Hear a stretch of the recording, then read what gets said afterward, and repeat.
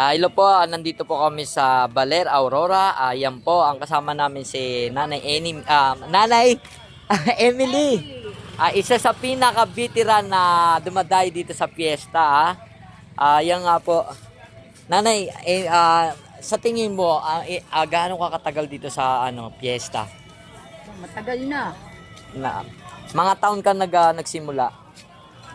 Ano na, hindi lang 20 taon. Ay, dalawang dekada na. Oo. Ayan, kaya isa po siya sa mga tinatanungan namin kung saan pwede puntahan dahil sa dami na naman ang napuntahan yung piyesta, alos kabisado niya. Di ba tama na alos? At saka bihira lang yung pumunta dito sa norte kasi kadalasan po yan sa south yan pumupunta papuntang mga Visayas.